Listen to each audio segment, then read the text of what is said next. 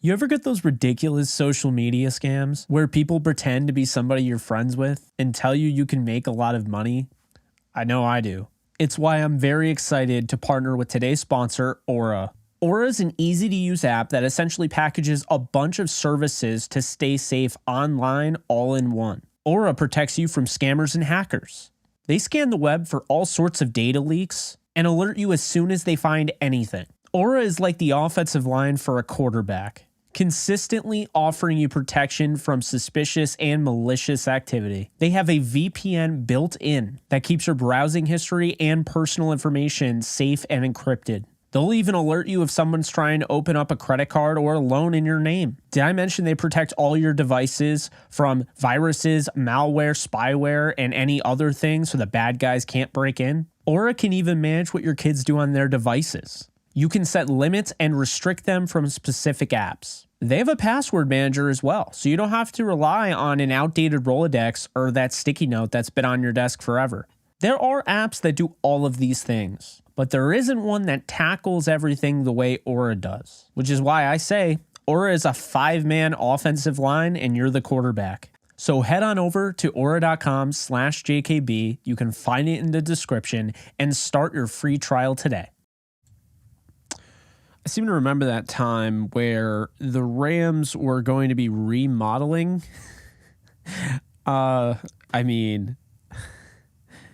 It feels to me like this is a little bit more than a remodel. I mean, I'm no, architect. I don't design houses. I don't design buildings, but you don't get a walk-in shower installed and then rip it out and say you're going to remodel the house. Like, that's as good of a shower as you're going to get, right?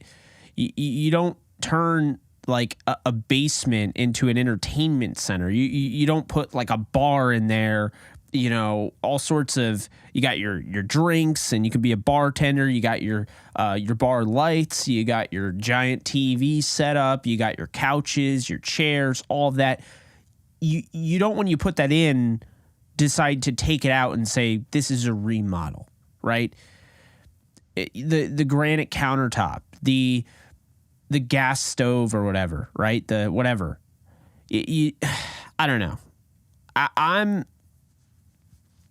If you thought I was annoyed the other day, I'm very much more annoyed on this one. Now, to be fair, Bobby Wagner was a shock to me because I kind of felt like he was going to be around, and Jalen, I mentioned on Believe in Rams, which, by the way, we have a great episode coming out. It's going to premiere, I believe, 11 a.m. Eastern time tomorrow. And I think it's 8. Yeah, so it's 8 Rams time. So if you're in LA, if you're on the West Coast, Pacific time, it's going to be around 8. It premieres. But, Cam and I talked about some different guys that could be options in free agency. Who else is on the chopping block potentially? So, yeah, Anyway, Bobby Wagner shocked me a little bit. I didn't expect them to go in that direction.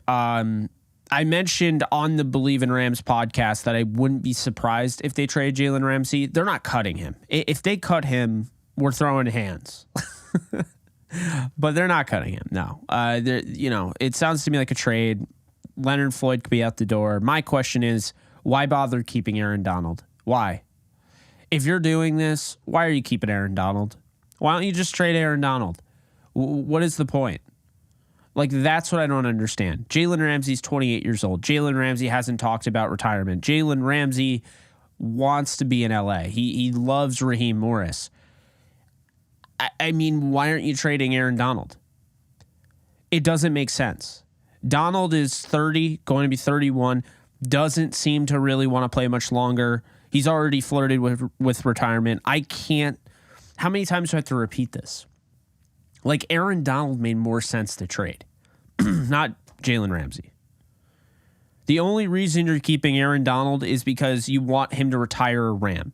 The only reason you're keeping Aaron Donald is because of his legacy. The only reason you're keeping Aaron Donald is because of his marketability and the fact that, he's a fan favorite, and he's probably going to have a statue outside of SoFi. That's why you're keeping Aaron Donald. In reality, when you trade Jalen Ramsey and you cut and I won't even make too big of a deal about Leonard Floyd, because Leonard Floyd's saving you about $15 million if you designate him as a post-June 1st cut, right? But trading away Jalen Ramsey at age 28 when he is the best cornerback in the NFL, okay? And I wouldn't say it's really much of an argument. I got a little bit closer this year because it wasn't his best year, but it wasn't his worst year. And I mean, it's just ridiculous. You don't trade a guy like that. You just don't. You pay your good players. You pay guys like this. I mean, do you know why you don't trade guys like? Because how many times do you hear, well, you're not going to find that guy in the draft? Well, no shit. You're not going to find Jalen Ramsey in the draft. You're not going to do it. There's nobody in the draft that's going to be like Jalen Ramsey. Like, if you got Sauce Gardner, that's a different story. Like, if Sauce Gardner was coming out of this draft, okay, maybe you're getting closer. But Sauce Gardner isn't the tackler Jalen Ramsey is. So and he doesn't have the veteran experience. He hasn't won big games, all that, right? But Jalen, he does the little things. I'm deathly afraid of what the Rams are going to do, because I'll be honest, I'm one of the only people that wants to admit it, that, makes content on the Rams. I want to call them out when they need to be called out on. And I'm a realist here, and I'm just going to say it. I don't think the Rams do good job. They don't do a good enough job when they're trading players. They're trading picks. Okay, it's just not. It's not good enough. Darius, thank you so much for doing it. I really appreciate that. Definitely opposed to trading Ramsey, but I do trust McVay, so I'll hold judgment until the smoke clears. That's fair. Yeah, no judgment. Absolutely no judgment. I think really what it comes down to is this, right? We do need to see how this progresses. We need to see what happens.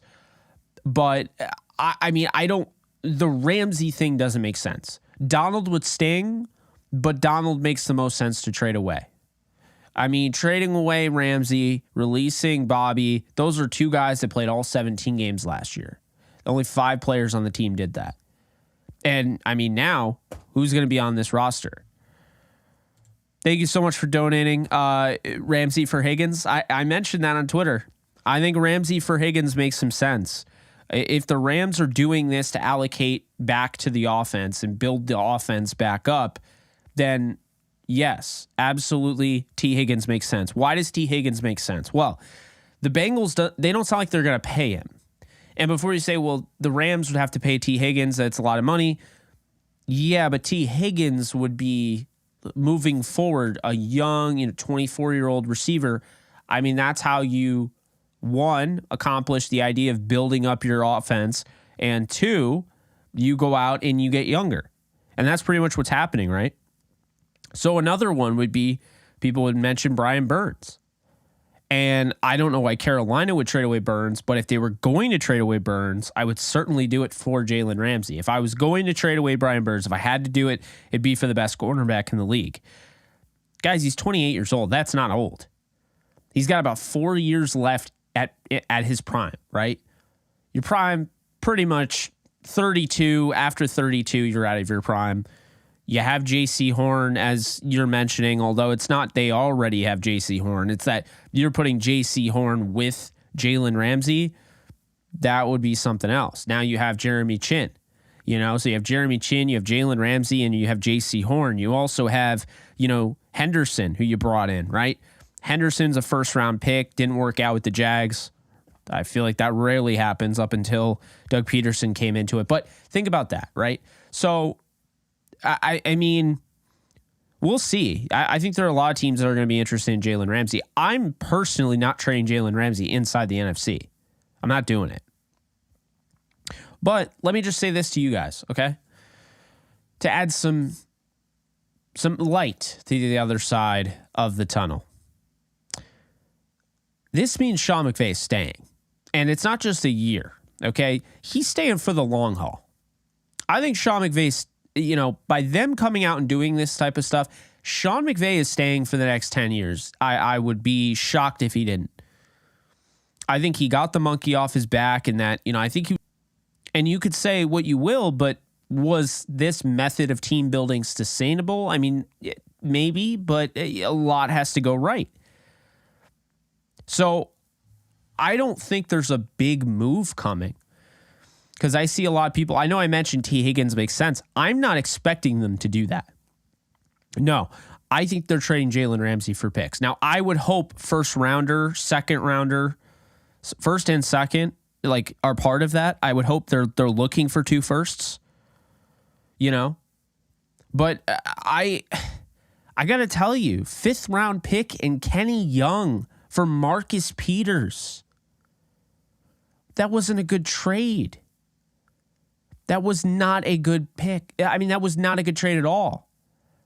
The Rams in the past, they're the team that we're going to trade down, but then somehow the Rams will end up giving up the same amount of picks as the other team. They can never have an extra pick, right? You notice that in the trades when they trade down, say they pick at 64 and they're trading down to, say, 78, right? So they trade down 14 spots, okay? They trade 14 spots, and then they move down 14 spots. They get another pick. So you move down from second, you get a 3rd rounder, then you get another 3rd rounder, right? So you move down to second, you get a 3rd rounder, you get a 3rd rounder. So the Rams, what they would do is instead of having that extra pick, they would trade away a 7th rounder. They'd trade away a 6th rounder. It's like, no. Like, why would you trade the same amount of picks? I can't stand that. I think that they are good at, and I mean, you could argue they pay too much for the, you know, I don't want to say that, but you could argue they pay too much as it stands for the players that they get. I mean, they're not getting bargain deals, you know? They trade, yeah, exactly. They traded away Talib for nothing. They traded away, you know, everyone remember Will Hayes? William Hayes played extremely well with the Rams. They could have gotten something for him other than what he said they traded him for Stapler. Yeah, they did. Robert Quinn, the same guy that the Eagles traded like a 3rd rounder for at the deadline. Yeah, the best we can do is get, a 7th rounder 2 years from now. I'm sorry, it's got to be better. It's got to be better. Les Snead, you cannot mess this up. The pressure's on. If you're going to trade Jalen Ramsey, if you're going to try to get the fan base to be on your side, and I like you. I like, you know, if Les Snead is watching this, and I'm not expecting him to, definitely not live, but if, you know, Les Snead ever comes across this, I'm a Les Snead fan. I'm a McSnead fan, McVay fan. I'm a fan of what they're doing. Up until this point, I was a big fan of what they're doing. I will follow you to the depths of hell, because that is where my fandom and obviously my coverage lies. I'm not going to stop covering the Rams anytime soon. I'm not going to stop being a fan forever. So I will follow you to hell. Okay? I've seen it before. It's not like you lose me as a fan if you go 2-15 next year. Now, I would be devastated. I'd be depressed. It'd probably hurt my channel. I'd be really pissed off, but I wouldn't stop being a fan. Even if they went 0-17, wouldn't stop being a fan. But in order for us, in order for the fan base, in order for people that cover this team, in order for us to kind of get on the same page as this Ramsey trade, you have to meet us halfway. You have to, at the end of the day, you have to get a good return. You have to get a good return for Jalen Ramsey. It's already hard enough for fans to just take this in. You went 5-12 last year. Nothing went right. A lot of it had to do with injury. And you're playing right into the media's hands. What was the media? They kept saying, oh, they're going to blow this team up and they're going to trade this guy and this guy and this guy. Okay. So now they're playing into the media's hands. At the very least, can you please not fleece yourselves when it comes to trading away Jalen Ramsey, when it comes to trading away the best cornerback in the league? Can you at least not fleece yourself? It's frustrating. We're literally in an off season where you could argue the greatest cornerback in Rams history and the greatest linebacker to ever wear a Rams uniform are gone just like that. Same off season. If Aaron Donald were to just, peace out and retire, you'd be losing the best Ram of all time. You'd be losing the best cornerback on the Rams of all time. and you'd be losing the best Rams linebacker of all time. And yes, I do believe Bobby Wagner is the most talented linebacker to ever put on a Rams uniform. And yes, I believe Jalen Ramsey is the most talented cornerback to put on a Rams uniform. If you want to say Night Train Lane, I get it. He's a legend. I love, I'm a football historian. I love Night Train Lane, but he had 2 seasons with the Rams. He's not really known for being a Ram, essentially. So my point here is that you're moving an awful lot of talent this offseason. And for what? And I mean, maybe, dollar signs are nice and cap space is nice, but at the end of the day, you better have a plan. And if it's a remodel and you're not rebuilding, but Jack Youngblood is not an inside linebacker, though. That's the thing. He's not an inside linebacker. Bobby Wagner is an inside linebacker. That's what I mean by that. Jake, my problem with this Ramsey news is the amount of things leaking from this organization. I started having questions as soon as Akers stuff came out, even before with McVay. Yeah, I agree with you. It's not ideal. It's not their mantra either. Normally we don't hear about this stuff, and all of a sudden it just happens. Remember everyone was talking about OBJ? I mean, I was told OBJ would be a Ram. And then, I'm talking the first time. And then Brandon Cooks got announced. Like the Rams, got Brandon Cooks, and no one had any idea where it came from. But all of a sudden, Brandon Cooks is a Ram. And now all of a sudden, it's like we know all their business. I mean, I don't like hearing he's expected to be traded and it should be coming soon. I don't like that. Don't like that at all. I don't like that one bit. So, yeah, not a big fan of that. Yeah, I don't know.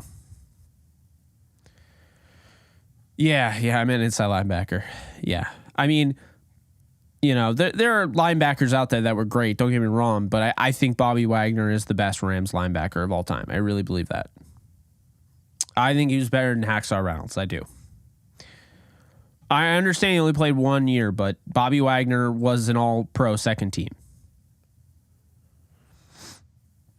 What does my source say on Jalen? All I've heard is that he's not getting cut, but he could get traded. That's all I've heard the entire offseason.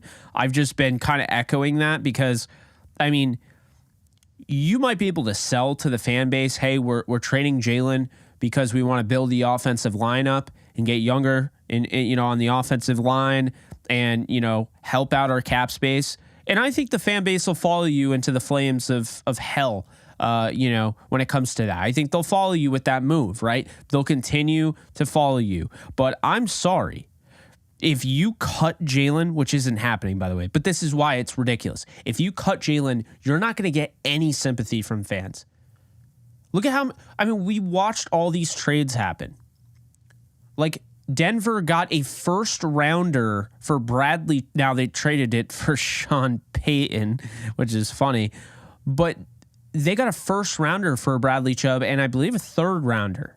So they got a first and a third for Bradley Chubb, who was a free agent after the season and has had injury concerns. How is that possible? How are you able to get that return, that haul on it for an expiring contract? And yes, we could talk, okay, Miami agreed to a deal. Yeah, but what if they didn't? It's an expiring contract, and it's a guy who's had injury issues, right? And you're telling me that you got a first and a third. The Eagles got a third for Robert Quinn. Quinn, as much as we love him, was dealing with injury. And I don't think he even played that much this year. So, I mean, there's no excuse. We watched Todd Gurley get cut, okay? We've seen it before. It's just, there's no excuse. They need to get a good return from Ramsey or it's going to be a problem. And the fan base will, speak up about it. And I mean, you vote with your dollar. I mean, I'm not saying that people will stop going to games necessarily, but some might. If they don't like the direction of this team, they'll just like, all right, I'll watch from TV. And here's the thing. Are you gonna raise the prices? Does SoFi Stadium's prices go up? Do they go down? Because the quality on the field better match the prices, or people are not going to pay that. They're just going to watch it on TV. And does that make them any less of a fan? I don't think so. I don't think so. I mean, I think that, look at the NBA. Look at how expensive it is to go to a freaking Laker game. Madison Square Garden, Knicks. Like, I mean, anytime the Lakers are, in town, I'm still 3 hours away, but, whatever. I always look at the tickets and I'm like, I can't afford that. I mean, sporting events are really expensive. And by the way, they have to be expensive just to pay all these guys contracts. Which leads me to my next thing. When it comes to Aaron Donald, okay? I don't care if I'm the bad guy here. I'm going to speak real. I'm going to tell you exactly how I feel. I love Aaron Donald. I appreciate Aaron Donald. Aaron Donald is a legend. But man, that second deal, how many times do I have to tell you guys? That second deal is leading to this. Because Aaron Donald had to get paid. He had to get his money. Well, AD, where's Jalen? Where's Leonard Floyd? Where's Bobby Wagner? That's the cost of wanting to be the highest paid. I brought this up multiple times. It's the Daniel Jones effect. Remember I was saying Daniel Jones was $45 million from the Giants, right? He wants $45 million from the Giants. Okay, so he gets $45 million. Well, what ends up happening? Well, now the Giants can't bring back Saquon Barkley. Now they can't go out and get you a weapon in the receiver room. Now they can't go out and get you an offensive lineman. I don't know. Yeah, it's not great. Well, yeah, that's true. I mean, I'm not saying Daniel Jones is the same as Aaron Donald, but it's the best current scenario because it's ridiculous. Yeah, I mean, I believe so. I don't think this stuff comes out just for the hell of it. Like, clearly this stuff, I don't think this was leaked by his agent. I think, the Rams will be moving Jalen Ramsey probably within the next few days, and it's going to sting like a mofo. And I never say that type of stuff on this live stream, right? But it's going to sting because watching number 5 or number 20, whatever number he was wearing, Jalen was awesome on this team. He brought a level of physicality we haven't seen from a cornerback in years. Marcus Peters didn't bring that, and I loved Marcus Peters. I loved watching that guy ball. But let's be honest here, okay? Where's that physicality going to go? Who's gonna come up and make that big hit, that big play? There's no one like Ramsey right now in the league. There are guys that could become him. There are guys that can pattern their game around Ramsey, but there's no one currently like Ramsey. The closest thing to Ramsey in the league is Derwin James. They both came from Florida State. Derwin James plays safety, okay? You don't see corners that want to tackle like that. They normally make career decisions. They normally get out of injury. They get out of harm's way. They don't want to make that tackle.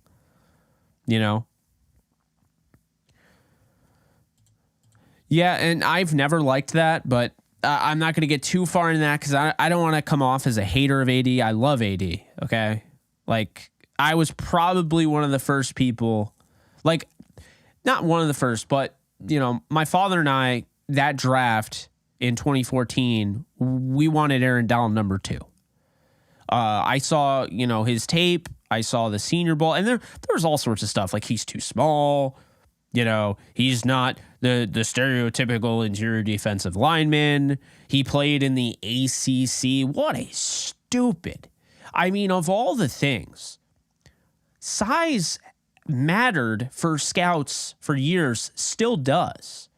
There's still teams, whether you want it to be true or not, there are still teams that have Bryce Young blacklisted on their board. They have him off they would not pick Bryce Young because of his size, because he's concerning to them. There are still teams that hold size against you, right? And at this point, yes, Donald was dealing with that. But when I heard the most nonsensical thing, when people would say, I don't know why you want Aaron Donald. Yeah, he dominated, but it was against the ACC. Bro, are you kidding me? I'm so glad we've gotten past that. I still can't believe the big bad SEC, right? Everyone's talking about how great the SEC is. The SEC, right?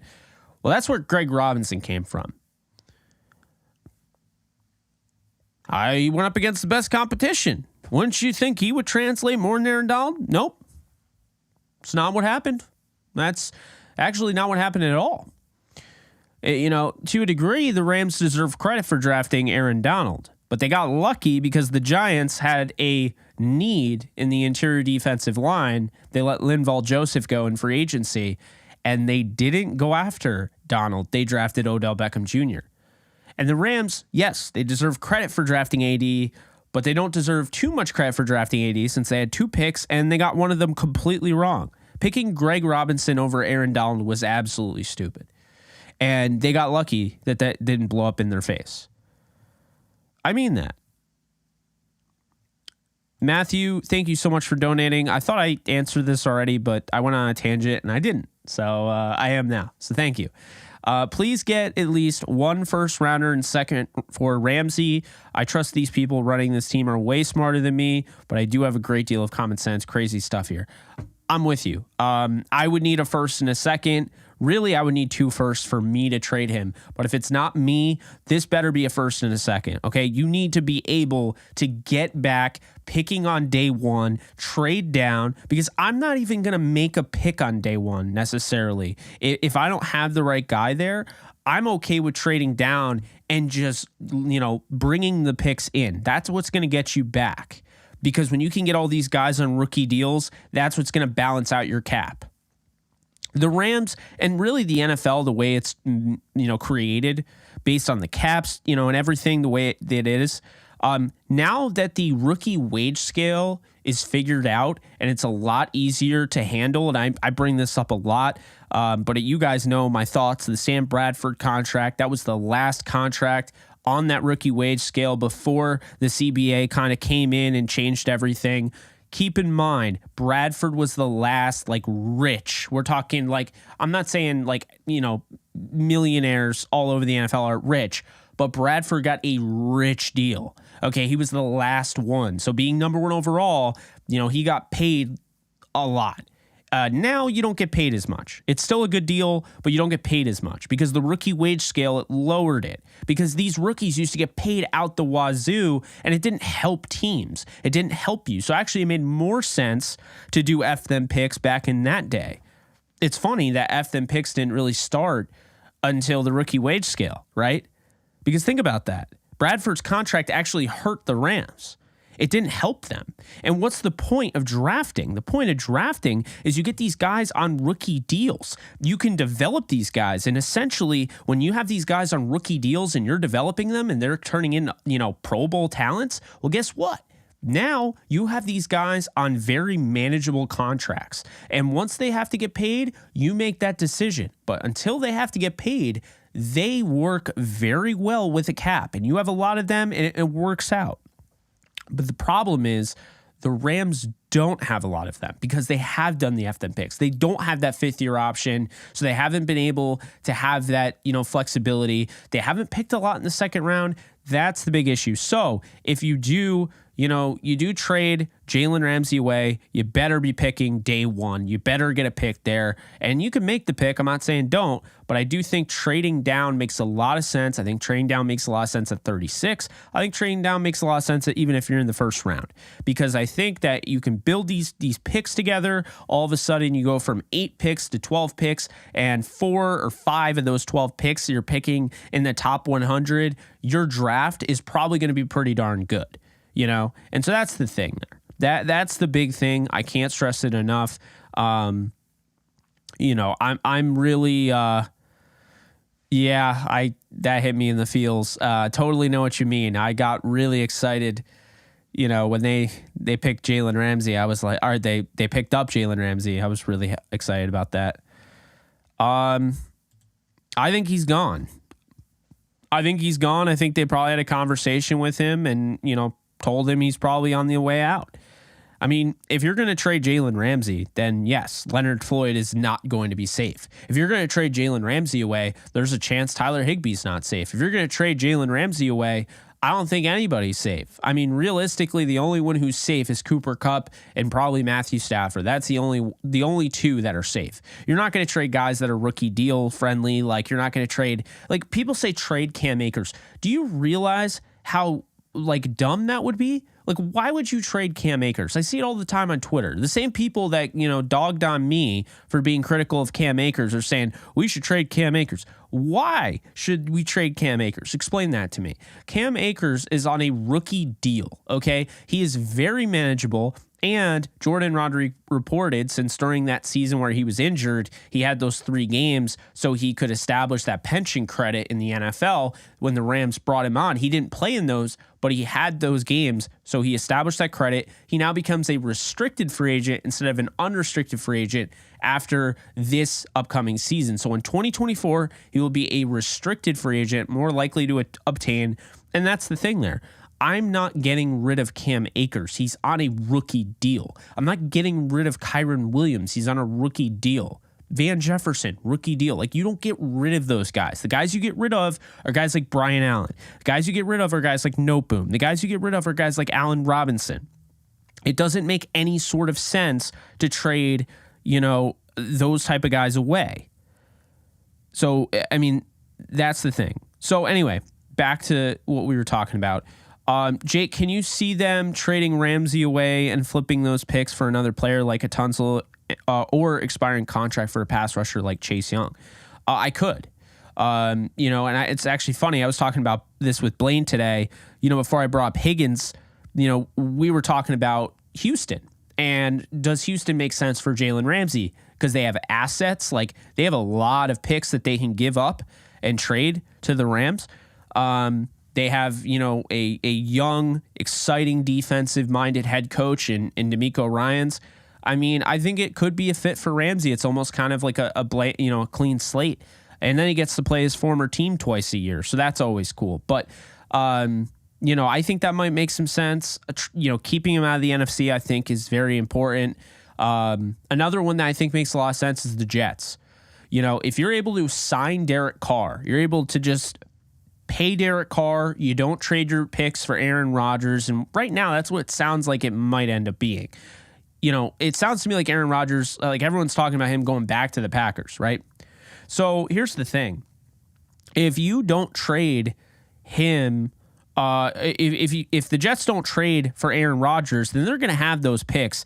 And the job that Joe Douglas has done in that general manager office, getting guys, I mean, he drafted 3 players last year, and 2 of the 3 in the first round that he drafted, I mean, only 2 can be, but 2 of the 3 were defensive and offensive players, rookies of the year, right?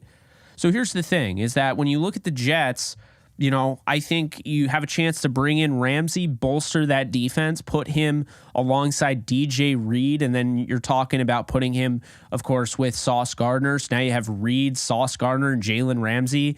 That's the best cornerback trio in football. Immediately, the Jets have the picks and they have their quarterback. The Jets are ready to compete for a Super Bowl. I mean, I really believe that. If they make that move, they're in it. They're in the end game, essentially. So I think they're certainly an option.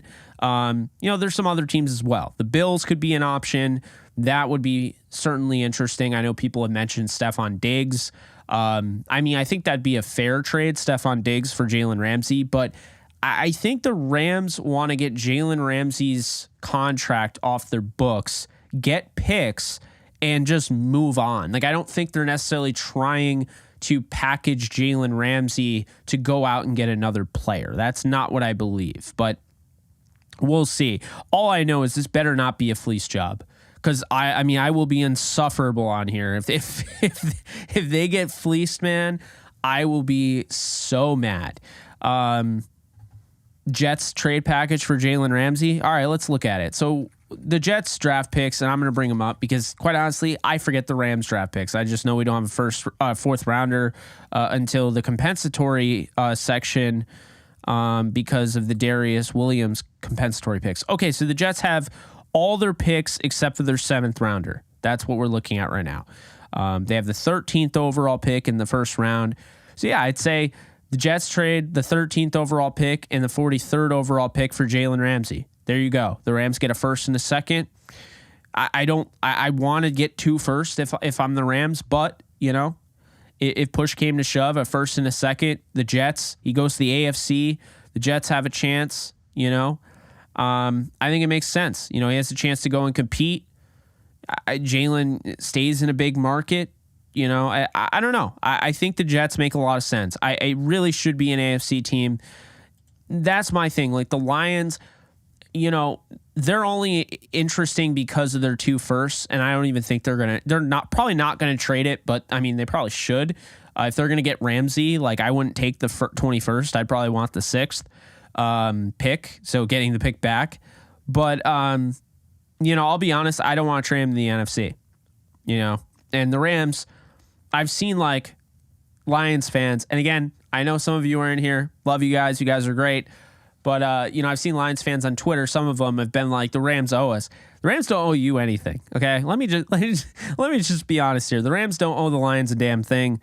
They got probably the best gift ever towards the end of the trade when they ended up getting, a first-round pick that was, in the top 10. The odds of that when they made the trade were probably very slim. I bet they didn't expect that, and that's what ended up happening. So, that's that. But yeah, I don't know. I wouldn't trade him in the Lions. I'd trade him in the AFC. Jets make a lot of sense. The Texans make sense. That those are some teams that come to mind. I think the Steelers could make some sense for Aaron Donald because Donald, wants he wants to be closer to Pittsburgh. I would imagine that's probably why he wants to retire. So I mean, if you were trading Donald, you'd probably trade him to the Steelers. But yeah, guys, be sure to hit the thumbs up button, also known as the like button, if you haven't already. We have 54. We have 272 people in here. It is 12:37 a.m. Saturday morning. Technically, this is the Friday live stream, so I haven't missed the sequence. I haven't missed the day. There are people on the West Coast. It's still Friday over there, so that, as far as I'm concerned, I've hit every single day in a row going live, like I said I would. But yeah, be sure to get those likes up. It'll get more people in here because YouTube will recommend it. They'll essentially look at 280 viewers, and yeah, it's nice and all, but if I don't have 280 likes, or, not necessarily 280, but if I don't have like a decent amount of likes that go with those viewers, then YouTube is just going to assume that people don't really like it. I'm absolutely not pulling an all-nighter, at least not by choice. I'll probably, let's see, 38-minute stream so far, so we'll probably stream another 30 to an hour. We'll see, depending. Then I will probably finish Outer Banks season 3. I'm on like episode 7. It's getting good, and then I'll probably start Bel Air, the new episode or whatever, because I think that's episodic. So I'll probably finish. I'll probably finish Outer Banks season 3, start Bel Air, and then tomorrow got some stuff releasing on the channel, and then Alexis and I interviewed a potential Rams prospect that a lot of you like. Because he's an offensive lineman, and yeah, it might not be exactly who you think, but a lot of you do like him. I've seen him a lot. So we're really excited about dropping that interview. That'll drop, I think, Sunday, maybe tomorrow. We'll see. But yeah. Thank you so much, Jerry, for signing up and becoming a bronze member. Really appreciate your support of the channel. Honestly, Jags would be a cool spot for Ramsey. He probably would have wanted to stay if Coughlin wasn't doing everything to piss off every player there. LOL, go back home in redemption season. Yeah, I mean, I could also see the Kansas City Chiefs too. I mean, they just won the Super Bowl, that would make sense. Drink some cactus cooler, Jake.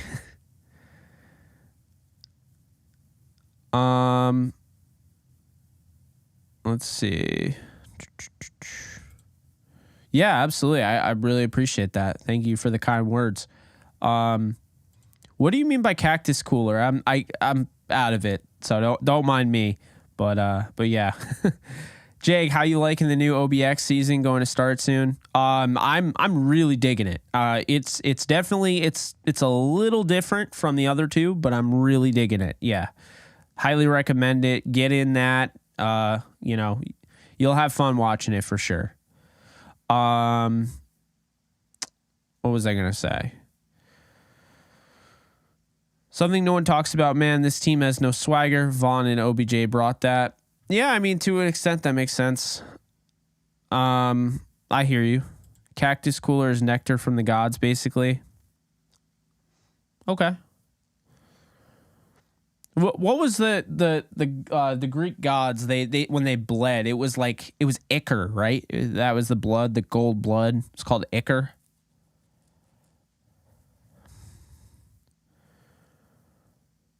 Absolutely. It's been a little bit of a busy week, but we're on top of it. You already know. I think he can definitely be cornerback one. Do I prefer him to be cornerback one in his second year as opposed to starting opposite Jalen Ramsey? Absolutely not. But if push came to shove, he could absolutely do it. You know?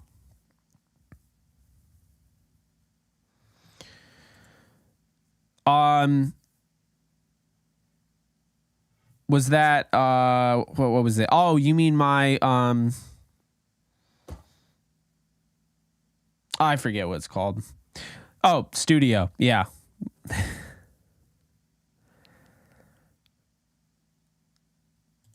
I don't think so because in my opinion, the way the NFL is built, it is easier to come back and compete again. So, even if they rebuild, they can still make the playoffs. They can still compete.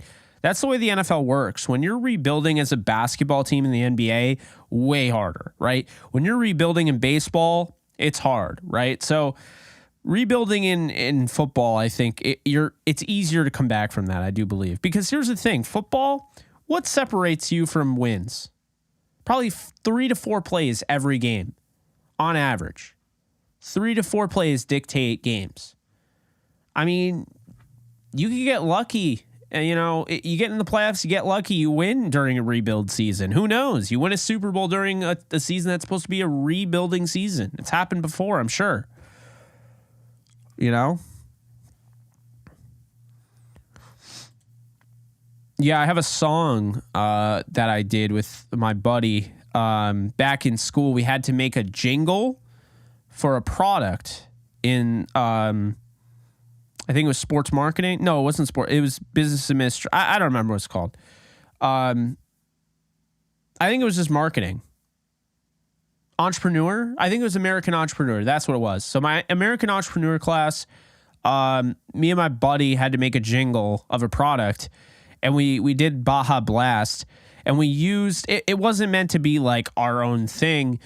We took some of the tune from, I think it was like All Time Low, like one of the songs, and to that song we sang, like we had a Baja Blast song we created. Like it was kind of funny. I have it somewhere. Maybe I'll drop it. No, I probably won't drop it someday because I don't want All Time Low coming at me, like being mad. I mean, it's not a rip off of All Time Low. It just sounds kind of like them. So, me singing in my like emo pop punk voice, you can only imagine. Yeah.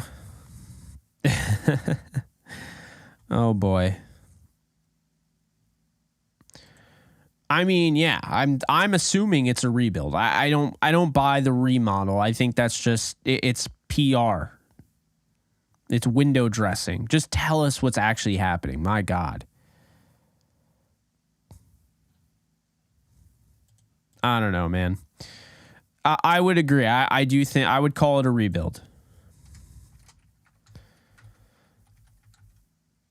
You're listening to All Time Low? Yeah, I've never been a huge All Time Low fan, but it was like, I forget the song, but it was too like that type of like rhythm, that jingle, that beat. I don't know. I'm not a big music theory person. I just love music, but I don't like it from like a sheet music perspective. So I couldn't tell you what that even means, but it sounded kind of like it. So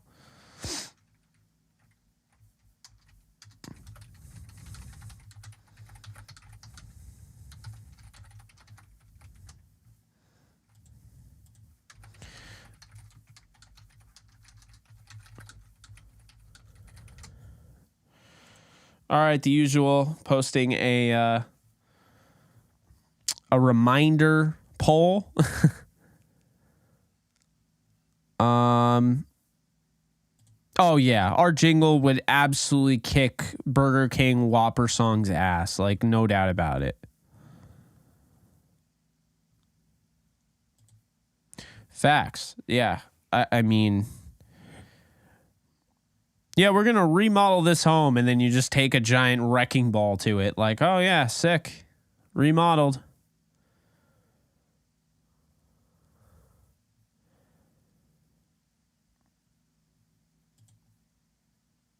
Appreciate you, Ramelia.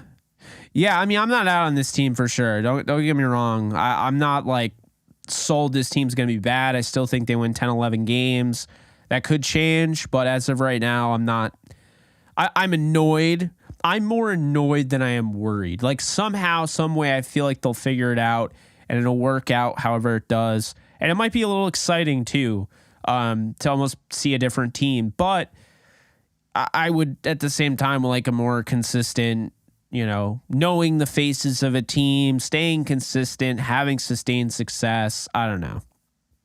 My biggest thing is if you keep Aaron Donald and you trade Jalen Ramsey, Ramsey's younger than Donald by about 3 years, and he doesn't even talk about retirement. Donald's on his way out, whether it's this year or next year. So when Donald retires, Ramsey could have been your face. And yes, Ramsey's marketable. And nope, that's not going to be the case. I don't know who the face is going to be. The two best players last year on the defensive side, arguably on the team, were Ramsey and Bobby Wagner. And those are the two guys the Rams are like, yeah, I think we're going to get rid of both of them. Brilliant.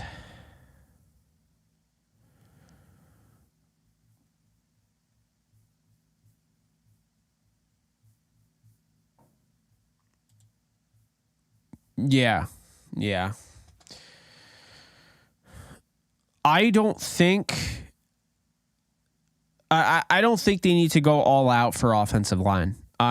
It's not what people want to hear, but at the end of the day, at least in my opinion, I think going out, getting guys like George Fant, getting guys like, if you could get Dalton Risner, that'd be nice. Calvin Anderson, Herbig, guys like that. I would prefer that over spending all of your money on one specific offensive lineman. Personally, that's me.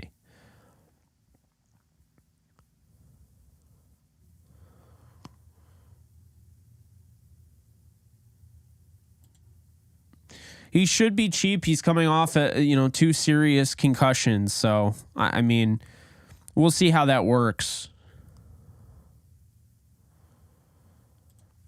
Well, here's the thing.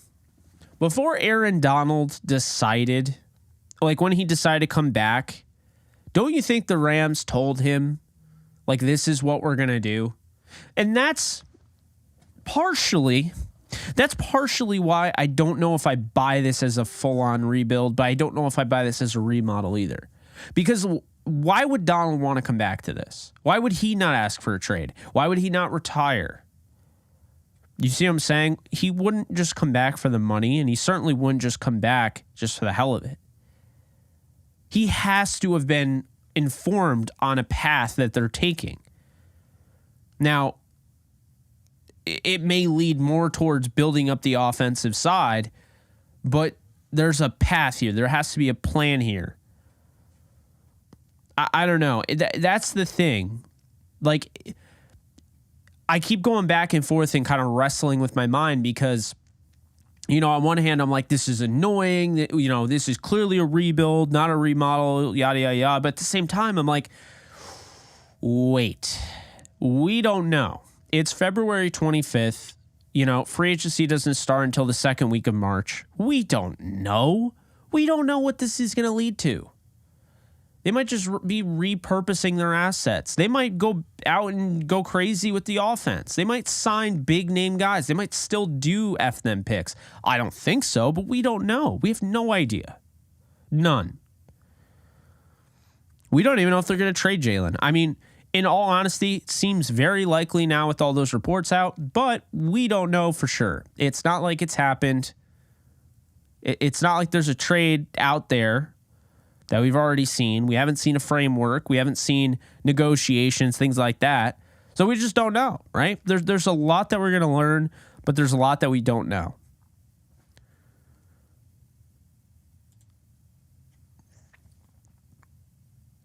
That's the thing. So what I'm thinking is they told Wagner, they told Floyd, they told Donald, they told Jalen, they told everybody, right?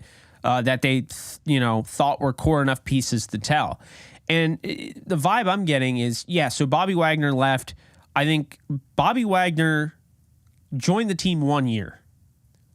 His first impression of the Rams was 5-12. His first impression with the Rams, I mean, you saw the article, Jordan Rodriguez's article. I thought it was great, highlighted a lot of different points. And I kind of talked about it further on the podcast that'll drop tomorrow. But, it showed the humility, and it showed the fact that Sean McVay at the end of the day is just a human being.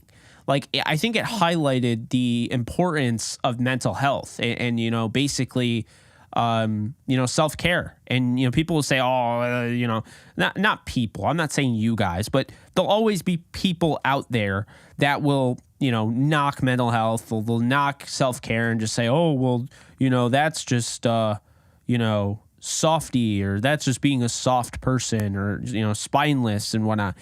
And what I would say to that is, I think it actually takes a lot of strength to be able to admit that. And what I noticed and what I appreciate about Sean McVay, anybody that's backing out on Sean McVay after that article doesn't know what they're talking about, because the thing that I appreciate about Sean McVay in Jordan Rodriguez's article is that he was not afraid to be real. He wasn't afraid to admit that he went down, really far down, to the point where the team at some point down the road, they're losing. He's in a really bad mood. And now all of a sudden the players are going to Raheem Morris. Like, that was a low point for McVay.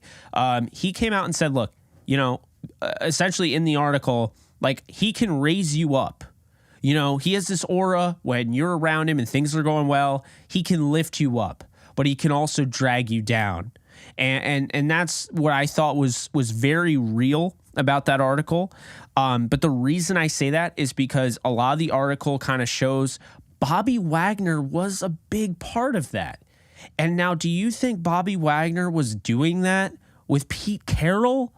Do you think he was trying to keep Pete Carroll's head up? And this is not a knock on Sean McVay, but think about from Bobby Wagner's perspective. This had to have been completely foreign. He had never seen anything like this. He had to step up on another level of being a leader. Donald's been here. So when they say something to Donald and they're like, we're rebuilding, but we can compete, Donald's going to believe him. Because since he's been there, they've been competitive. They had a bad year, and, you could chalk that up to a lot of different things. But, Donald's been there. Bobby Wagner was there 1 year, and he saw all this. So I honestly think it's a first impression type deal. Wagner's fine moving on. He heard them kind of, last year was tough. Now they're going in the direction of essentially rebuilding. And Wagner's like, we went 5-12 trying to go for it last year. I can't stick around for a rebuild. So, that's why, to me, I'm not as worried about, Bobby Wagner. And I agree with you. There's definitely, they're up to something. Matthew, thank you so much for donating again. Really appreciate that. Maybe McVay wants the challenge of doing things through the draft. If he could pull this off and get back in the playoffs in a couple seasons, he would be almost legendary. I agree. I mean, not necessarily the entire thing. I agree with the end of it. I don't know if just McVay wants the challenge. I mean, I don't think that they would just do this for, the idea of challenging themselves and making it harder. I think that they're doing this because they're trying to catch up. They're trying to play catch up because right now they have a lot of money that's on the books that they're trying to get off, and they're trying to have kind of a clean slate. I mean, think about it like this. It's like credit card debt. It compounds, you have interest, it builds up, and then, every year these players are getting more expensive. So, now you have credit card debt. Now you have all these bills you have to pay. Now, the credit card debt has gotten to the point where you can't afford the credit card debt bills. And then on top of it, you have bills that are taking out your savings. So you don't have a savings, you don't have a checking, and you have a ton of credit card debt. So the Rams are just basically, they're taking out that loan. They're paying off the credit card debt, and now they have to pay that back out of essentially their checking. And I think that's really, it's not the best way to describe it maybe, but it's definitely one of the ways to, describe, the direction they might be going in. Just again, it goes back to what I've been saying. The thing that really bugs the crap out of me is that they're basically saying, all right, media, you won. And I don't feel like they did. I don't feel like they had to blow this up. I really don't believe that, the media was right. I don't think that they're a dumpster fire at all. I didn't think this was the beginning and the end. I think they're doing this on their own. So now, like my thoughts said, you can't part with Jalen, in my opinion, for anything less than a first and a second. I'm very concerned that they're going to fleece themselves in the Jalen Ramsey thing. I can't just pretend I don't believe that, because I absolutely believe that's what's going to happen. There's a lot of work to do. Absolutely a lot of work. I feel like there's just, I don't know. I don't know, man. Oh, really? Good for him. Still rooting for him. I think Russ will be really good with the Clippers. Yeah, I would prefer them just keeping Jalen. There are other avenues you can go. They obviously don't want to go the restructure route. They want to just trade it away, but I don't know. That's the thing. I think you could get a first, but he is on the older side and has already talked about retirement. So it's like a shot. You take the shot, gives you some courage, right? Maybe gets you a little buzzed, but it's good enough. Like Aaron Donald would be like a shot, Okay, we need, give you a first rounder. We need a shot of Aaron Donald on our defense. Boom. There we go. But you have to know that you're not going to keep Aaron Donald for that much longer. Like Aaron Donald clearly wants to retire very soon. So, in order for me to be okay with the Rams trading Jalen Ramsey to the Lions, I would need both of your first round picks. I would need the 6th pick and I need the other pick. It's that simple. No deal if that's not the case. I'm trading the AFC, but if the Lions are willing to pony up their 2 first round picks, then yeah, I'll give you Jalen Ramsey. If I have to trade him, if I don't have the option to keep him and I have to trade him to somebody, I'll trade him to the Lions, but you have to give the 2 first rounders. Yes, I'm giving you a tax. I'm giving you a penalty. You know why you're getting a penalty? You're in my conference. You want the best cornerback in the damn league? Fine. You have to give me 2 first rounders. And that's how I would do it. The AFC, yeah, I wouldn't have to. I don't feel like I would charge that much. But the NFC, yeah, I'm charging that much. And you could say, well, Jake, the contract's fine. Contract is exactly what you would pay a player with that talent level. So that's what that's what in my opinion it should take. I don't know if that's what it'll be, but well, then you're not getting Jalen Ramsey. It's the thing. It's just, he's the best cornerback in the league. I'm not trading, in his prime. Best cornerback in the league in his prime, can literally do everything, can play every position in the secondary, and I'm not trading him for anything less than the 2 first rounders from the Lions. I'm just not. If I trade him in the AFC, I'll take a first and a second. But if I'm trading him in the NFC, I need 2 first round picks. Non-negotiable. The NFC, yeah, like in a way, it's kind of like with baseball. There's still teams that apparently need to get a life, but there's still teams that give the Yankees a tax. Like when teams are trying to trade, there are certain teams that'll get good deals, right? But when they trade with the Yankees, because the big bad Yankees have 27 world championships and whatnot, don't worry, guys. I don't use that in arguments. I know I'm a Yankee fan, but I'm not the Yankee fan that's losing an argument. It's going to say, well, we won 27 titles. But the point I'm making is that most of the MLB has the Yankee tax. They have the Yankee penalty where you have to pay the Yankee price if you are the Yankees. If you're trading for somebody at the deadline as a Yankee GM, you're paying more than, say, the Pirates or the Reds or whatever. It should be no different in the NFL when it comes to conferences. You know, in my opinion, it should be no different.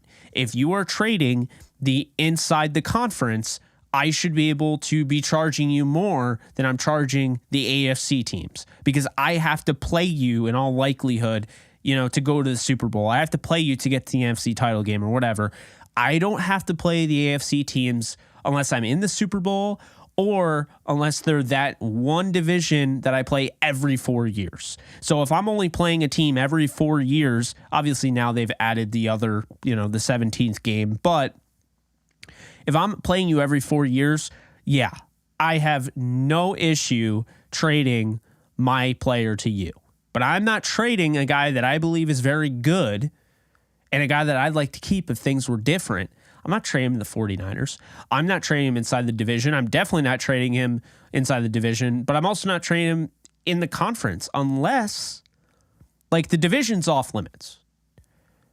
The division's off. I'm not doing anything, right? The division's off limits, but the conference is not off limits. You just have to pay a steeper price. Like, to me, if I'm Carolina with Brian Burns, because you're mentioning that, like, I would need more than Ramsey. Like, I would make them pay a steeper price because Brian Burns would be going up against me. He's staying in this conference. I would be doing that. That's how I would be doing.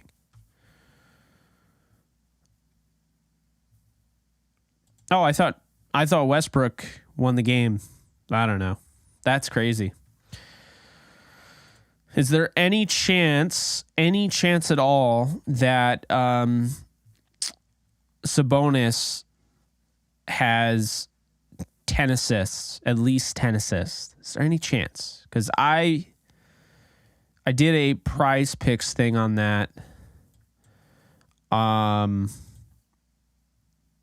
It's for like the second half of the. Oh no, never mind. They're not playing Sacramento. I'm an idiot. Don't listen to me.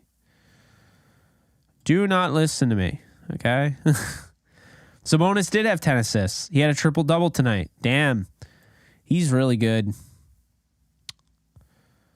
Domantas Sabonis. Oh, wait, no, he had that last night. What am I talking about? No, they are playing the Kings. I'm totally out of my mind, and I went on ESPN, and they're looking at last night's score. What do they have tonight? Load it.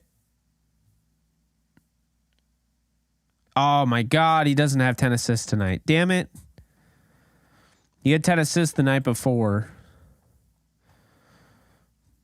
Yeah, I need him to have like X amount of games or whatever with 10 assists until the end of the thing. I don't know. Westbrook has a double-double, 12 points, 10 assists, 4 rebounds.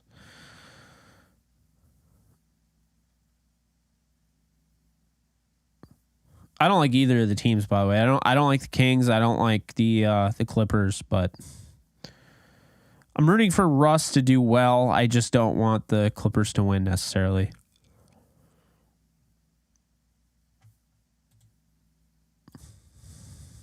Yeah.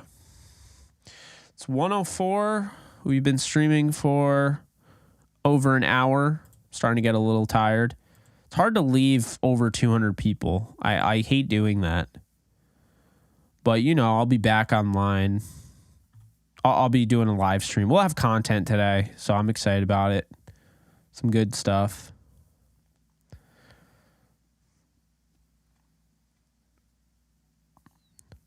Russell Westbrook made 3-point jumper.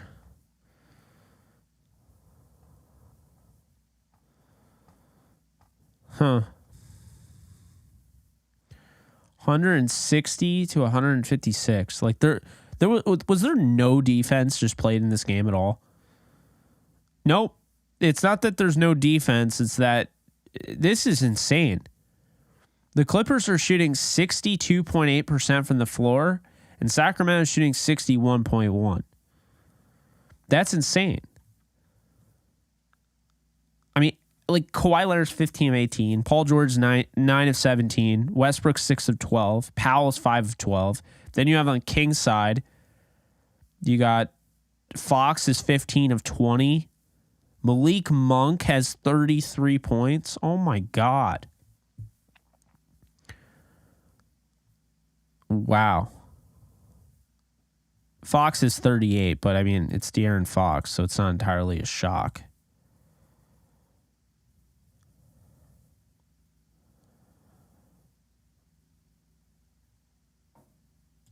Oh boy.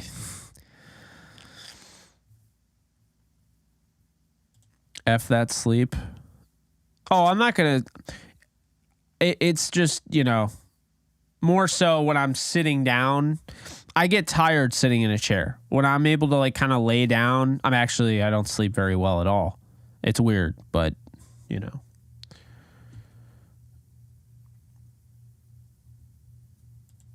That's funny. 162 to 158. Are the Kings going to pull this off on the road? I say the road, but I mean, it's not that far of a trip.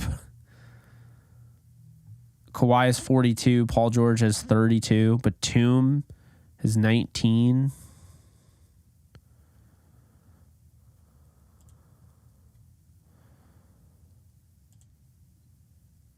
Yeah, what was the All-Star game score? We're starting to get into that territory.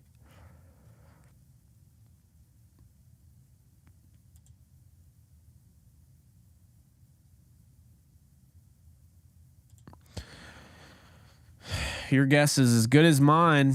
It depends on what kind of rebuild the Rams are going to do.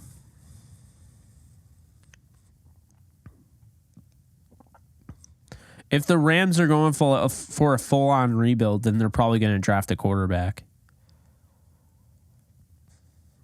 Just saying. They're probably going to grab a guy to build around, post Stafford. Develop him in the background. Also, he's the backup. Wouldn't be surprised. Absolutely would not be surprised if they picked a quarterback in the first 3 rounds.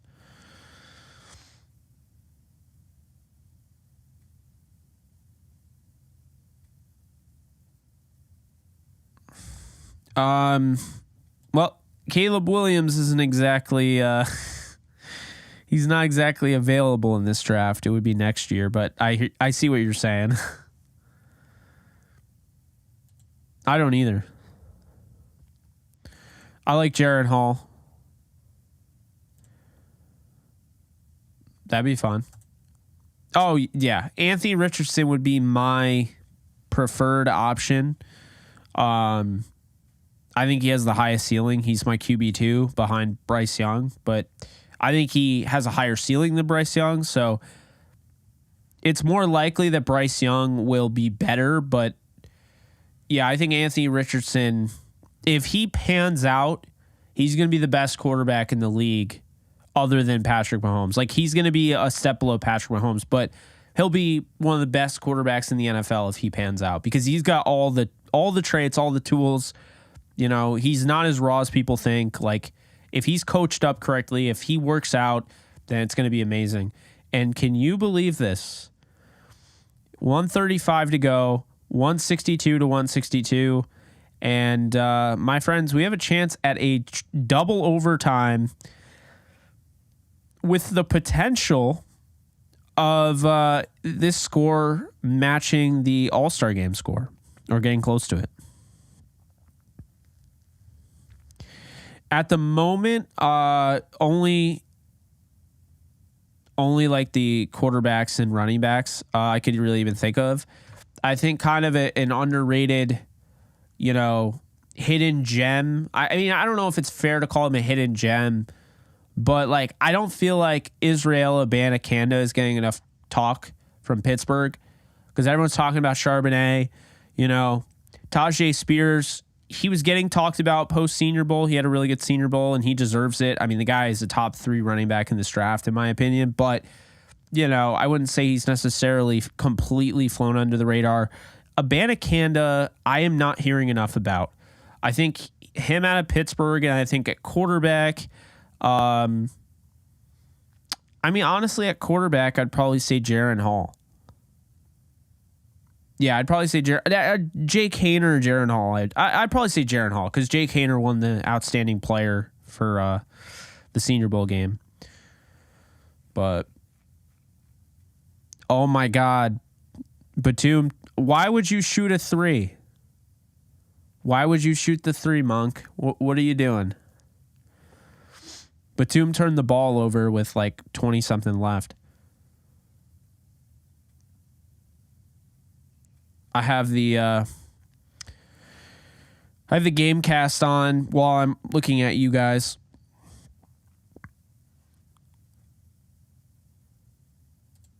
I actually really like him. When I was watching tape of Jaren Hall, Puka Nacua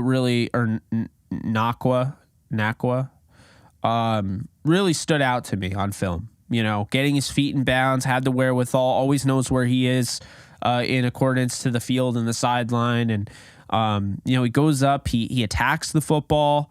Yeah, I actually really like him. He's got great body control. Yeah. Monk just made the second free throw. We're tied at 164 to 164, 20.4 left to go. I'll end the stream when this game ends. This game will decide how long this stream goes. So if you want the stream to continue going, then you're rooting for overtime. Yeah, let's get the 200-point game. Why not? I'm sorry. It is a 200-point game. Well, total 200 points, but yeah. No, I know what you mean. Yeah. I almost snapped my neck earlier falling asleep in the chair watching JE live. Yep, that sounds about me. Funny enough. I have. So Sean Tucker's interesting to me anyway. He kind of reminds me of Tatum Bell, if you guys don't remember. He played for, I believe he played for Washington, but I know he played for Denver. Very similar to Tatum Bell. Now, I don't think, like, Sean Tucker to me is a running back. I mean, he could be a starter someday, but coming into the NFL, he is going to be a guy that's in a rotation. He can help you out, in the receiving game a little bit. He's a speed back, So, yeah, I watch Sean Tucker. He's got to get better with his hands, though. Much better with his hands. Thank you so much, Ted. Appreciate that.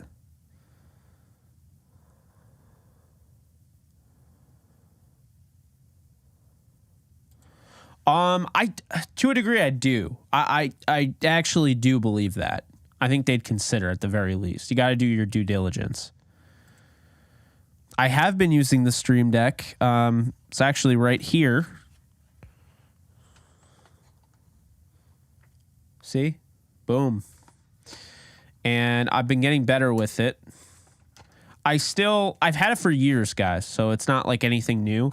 But I recently tweeted it out, like, I have this incredibly powerful piece of machinery that I just don't use enough. Like, I need to use it more. It's got so many great capabilities, and it's like I'm so used to, like, I don't use, and this may come off like, man, like, you're not doing it right? But I don't use what the hell they're called. Oh my God.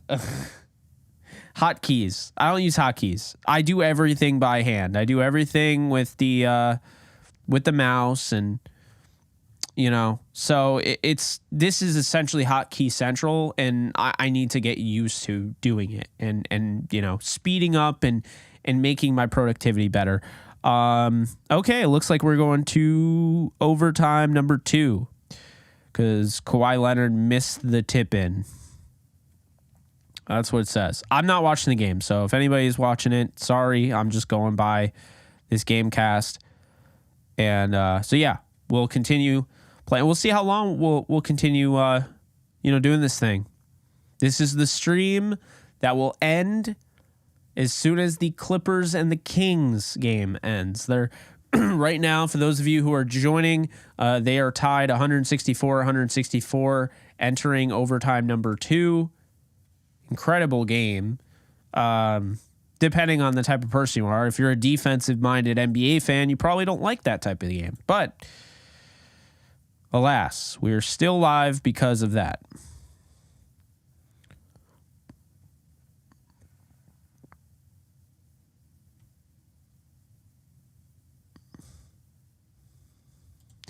Pretty much. I mean, that's always what it is, right? Russ 15 11, 4 in his first game with the Clippers. It's always stat padding. That's always how it is. Yeah, I mean, right? It is a video game, right? I mean, if you think that sounds bad, they're both shooting around 60% from the field. I mean, the Clippers are shooting 58% from 3. And they played 5, not even, 5 quarters, but you know what I mean. That the overtime is obviously not a full quarter.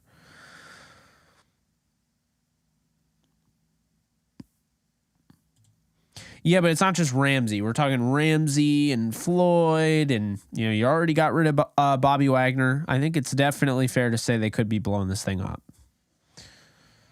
Very fair.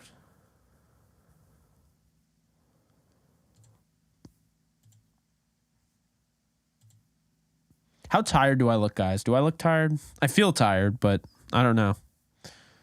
I've looked back at my live streams. I don't watch them all because they're hour long, and that's ridiculous. But I've looked back at my live streams, and I'd be like, holy hell, I looked exhausted. Like, it's almost embarrassing. Like, I'm just like a zombie. 164. Chimizi. Metu, offensive rebound. Oh, we got 2 40 bombs. We got Kawhi Leonard and then De'Aaron Fox, I forgot to mention, as a 40 bomb. Malik Monk is 3 points away from a 40 bomb.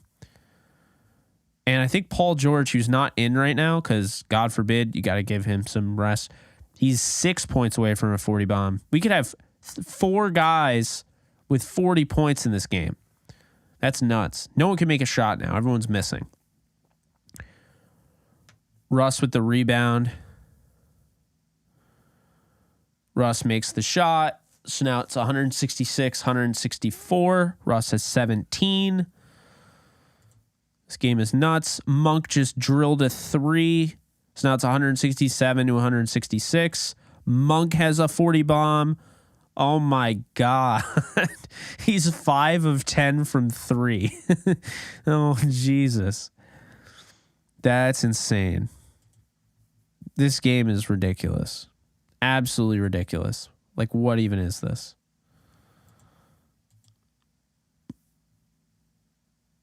Norman Powell just made a 29-foot jumper. My God. It's 169 to 167. They're hitting everything. Powell is 22 now. Yeah.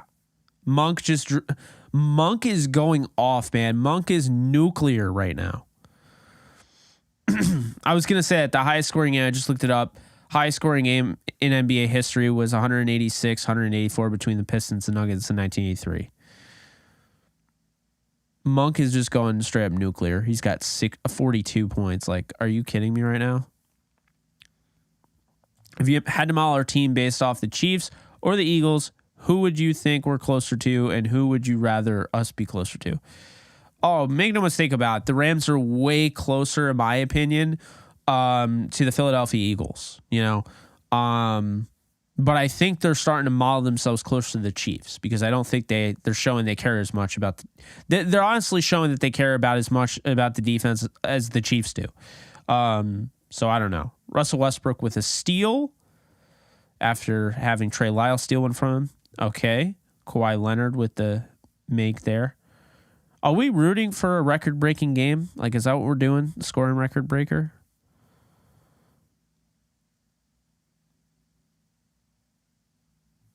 had a couple big games for the Lakers. I liked him on the Lakers. I think that, he ended up signing with the Kings. That was so annoying.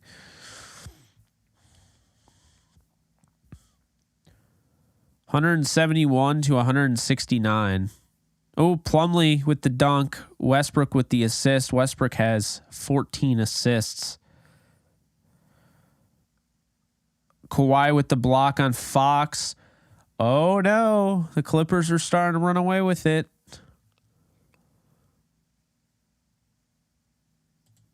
You're hoping for triple overtime? This stream will continue as long as this game does. That's how I'm deciding. Because if I didn't do that, I wouldn't know when to get off. I was about to get off earlier, but now I was like, I'll just stay on. As long as this game ends,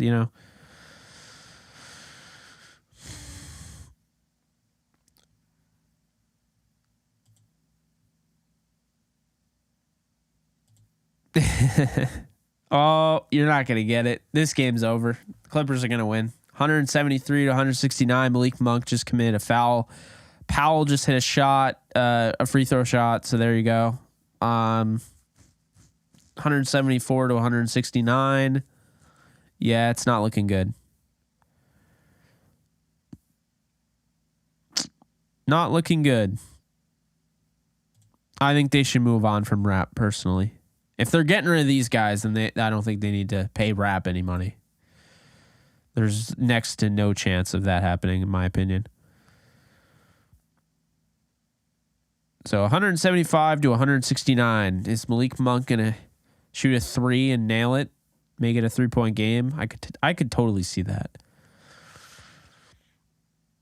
I do think this game's over though. I think that the Kings had a shot, but they had a really bad stretch. They missed a few shots back to back, and the Clippers are hitting everything now. So, yeah, that's what happens. Would like to remind people that guys that are trash don't have 17 points and 14 assists and shoot 50% from the floor. I mean, that's just not really what trash players do in their first game playing with a new team. I don't know. Westbrook is fouled out. So they gave Russ a personal foul. He is done for the day. Pretty darn good Clippers debut for Russ Westbrook. Eric Gordon's coming in. He was acquired via trade. Yeah, the problem with Mac, he's always hurt and he's going to cost money. I don't know. I'm not as high on Mac as other people are. I think he's just kind of a big name that can't really stay healthy.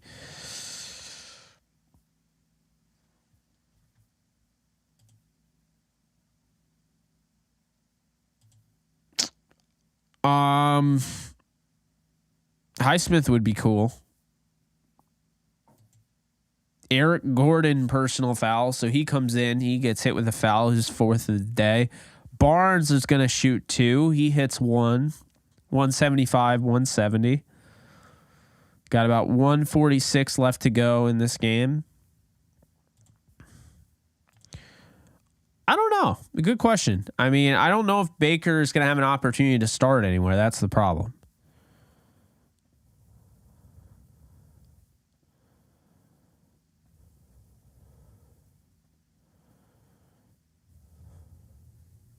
Oh my God, Monk, you animal. He just drilled a three-pointer. It's 175 to 174, guys.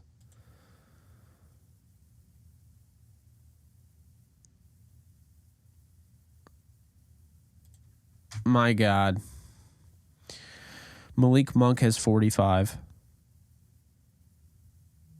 Bad pass by Mason Plumlee. Monk misses the three-pointer.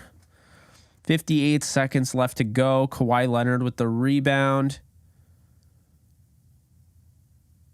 I think he got a little too crazy there.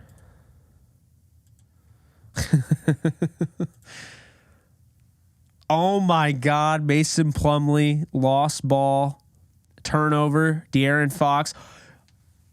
De'Aaron Fox just hit, they just took the lead. Timeout, Clippers, 176, 175. I have. Deuce Vaughn is very fun to watch.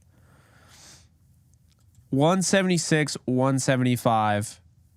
Sacramento Kings just took the lead. Hey, you were the one saying you're hoping there's 5 overtimes for more JE Live. It's pretty gnarly. I'm just following it on Gamecast and streaming. I could put it on, but wait, it's not on ESPN. There's no way. So, yeah, I'm not going to bother. There's 36 seconds left. Yeah. So,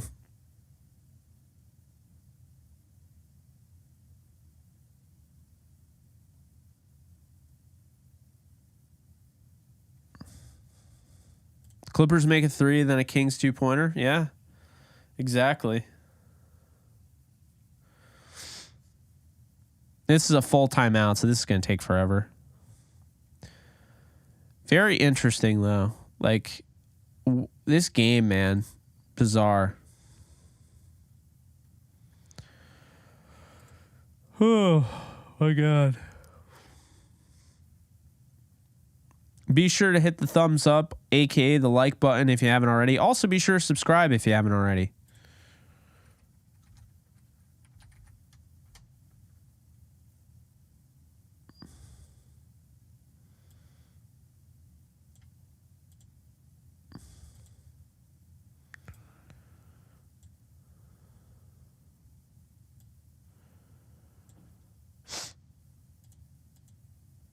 Still full timeout.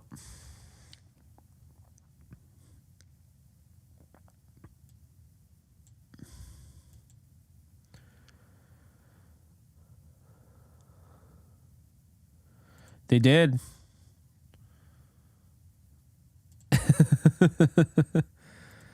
Kawhi missed the shot. Oh, my God. Oh, my God. Come on, Kings 2 here.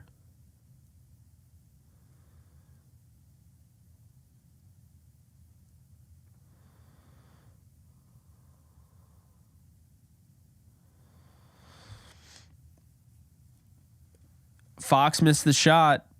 Batum got the rebound. Clippers 5.5 left to go. This is not going to overtime. This stream is going to end pretty soon because this is not going to go to overtime. No chance. It's not.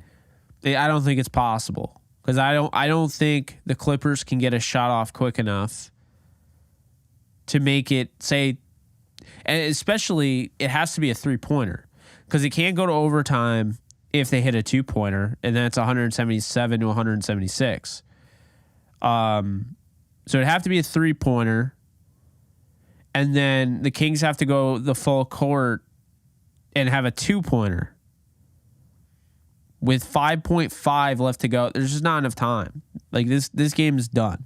One way or another, the Kings, the Clippers, I think the Clippers are going to win personally, but one way or another, this game's over because, yeah, it's not possible.